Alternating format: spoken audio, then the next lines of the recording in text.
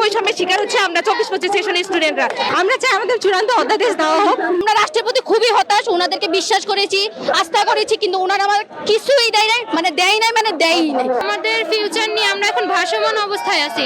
দেশের number 1 trading app Nifty ফার্স্টে পাচ্ছেন ট্রেডিং এর সব সুবিধা, dual exchange access, company analysis, portfolio তৈরি করা সহ আরও অনেক ইউনিক ফিচারের সাথে ট্রেড করতে ডাউনলোড করুন এক্ষুনি।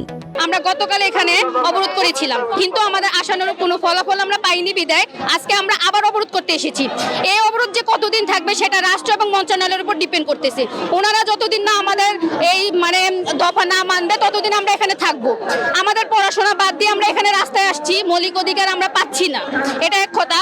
আর হচ্ছে আমরা ডিসিউর আন্ডারে পাবলিকের পরীক্ষা দিছি, পেনাল্টি, নেগেটিভ মার্কস, সিট সংখ্যা কম, সবকিছু মিলে পরীক্ষা দিয়ে আমরা চান্স পেয়েছি, কিন্তু আমাদের পেয়েছি কি আমরা কিছুই পাইনি রাষ্ট্র থেকে। কেন পাইনি? কারণ আমাদেরকে অর্ডিন্যান্স দেওয়া হয়নি, এর জন্য আমরা পাইনি। মূলত আমরা আজকে এখানে এসেছি অর্ডিন্যান্সের জন্য।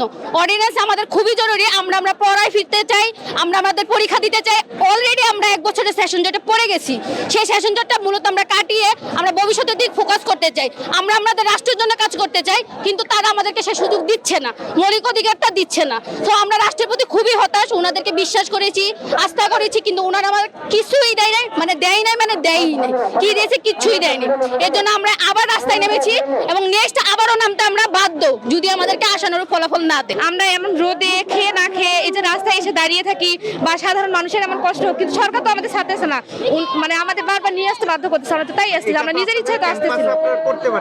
ক্যাম্পাসে করে কি হবে? ক্যাম্পাসে করে আমরা তো ক্যাম্পাসে কম কিছু করিনি, কোনো তো ফলাফল পাইনি। আমরা 24-25 সেশন সব থেকে বড়, সব থেকে বেশি বৈষম্যের শিকার হচ্ছে আমরা 24-25 সেশনের স্টুডেন্টরা, যেখানে ন্যাশনালি পর্যন্ত ইনকোর্সের ডেট দিয়েছে, আমাদের কিন্তু কোনো ইনকোর্সের ডেট দেওয়া হয়নি।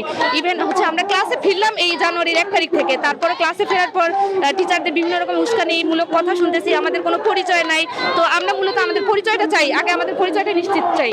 এই আমাদের পরিচয়ের জন্য হলেও হচ্ছে আমাদের অধ্যাদেশ লাগবে, অধ্যাদেশের জন্য মূলত আমাদের এখানে আসা। 15-16 মাস যাবত আমরা আন্দোলন করতেছি, আমাদের বড় ভাইরা আন্দোলন করছে প্রথমে, দেন আমরা করতেছি।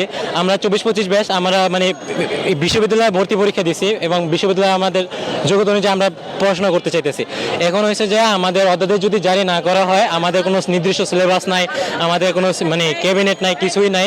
তো আমরা চাইতেছি যাতে আমাদের অধ্যাদেশটা জারি করে দেওয়া হোক এবং আমরা সুন্দরভাবে ক্লাসে ফিরতে চাইতেছি। আমরা ক্লাসে ফিরছি, আমরা আন্দোলনের মাধ্যমে ক্লাসে ফিরতে হয়েছে, আন্দোলন করে ক্লাসে ফিরতে হয়েছে, আমরা ক্লাসে ফিরছি।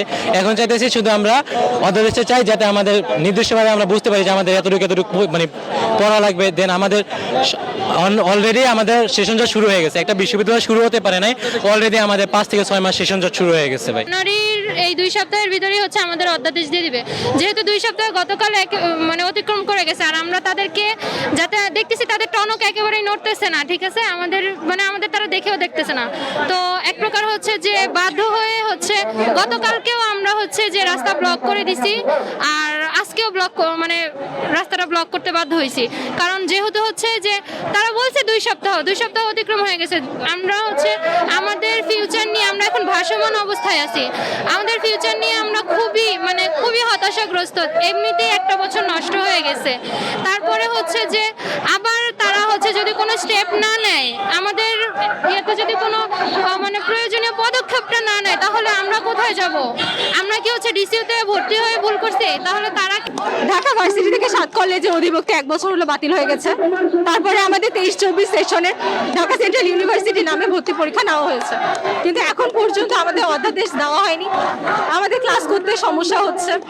আমরা চাই আমাদের চূড়ান্ত অধ্যাদেশ দেওয়া হোক এবং আমাদের শিক্ষাগত মান উন্নত করা হোক। আমরা আসলে ভোগান্তি কারো সৃষ্টি করতে চাই না, মানুষদের আসলে সমস্যা হচ্ছে। আমরা আন্দোলন অবরোধ করে আছি রাস্তা।